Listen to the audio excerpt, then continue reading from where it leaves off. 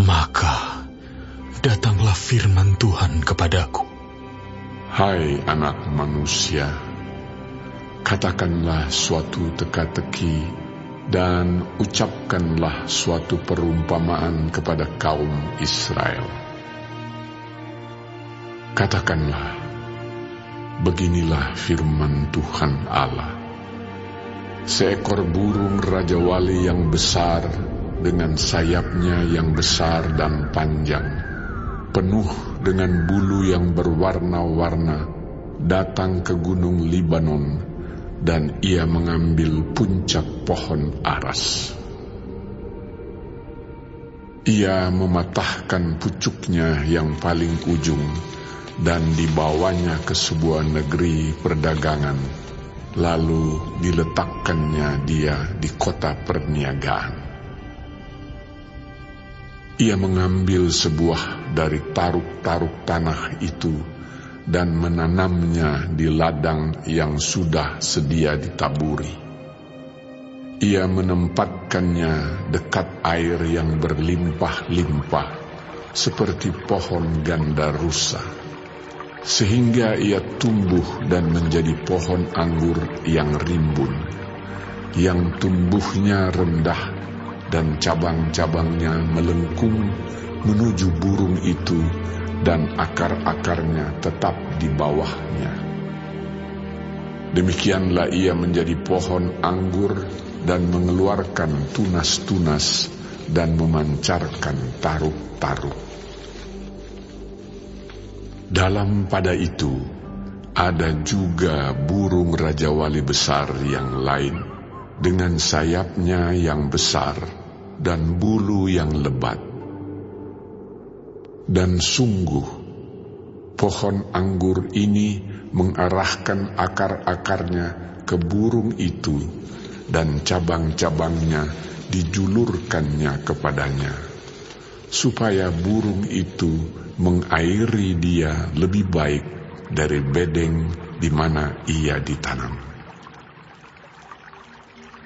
Namun ia ditanam di ladang yang baik, dekat air yang berlimpah-limpah, supaya ia bercabang-cabang dan berbuah, dan supaya menjadi pohon anggur yang bagus. Katakanlah, beginilah firman Tuhan Allah. Apakah itu akan berhasil?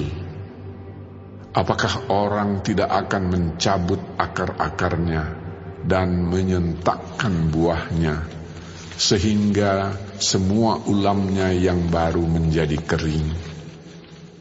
Tidak usah tangan yang kuat dan banyak orang untuk mencabut dia dengan akar-akarnya.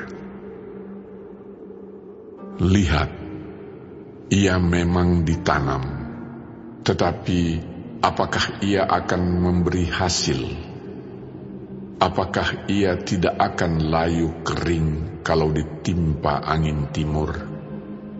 Ia akan layu kering di bedeng tempat tumbuhnya itu. Maka datanglah firman Tuhan kepadaku.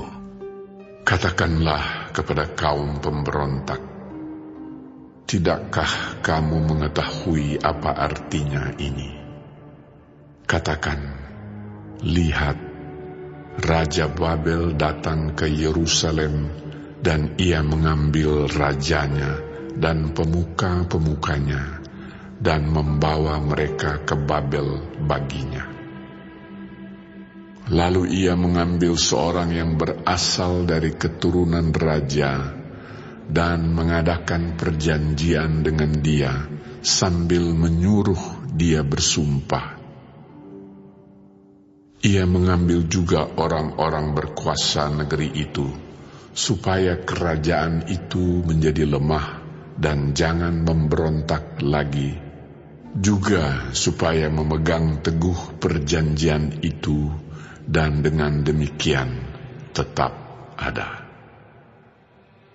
Tetapi orang itu memberontak kepadanya dengan menyuruh utusannya ke Mesir, supaya ia diberi kuda dan tentara yang besar. apakah ia akan berhasil? Apakah orang yang berbuat demikian dapat luput? Apakah orang yang mengingkari perjanjian dapat luput? Demi Aku yang hidup, demikianlah firman Tuhan Allah, ia pasti mati di Babel, di tempat raja yang mengangkatnya menjadi raja. Karena ia memandang ringan kepada sumpah yang dimintakan raja itu daripadanya, dan mengingkari perjanjian raja itu dengan dia.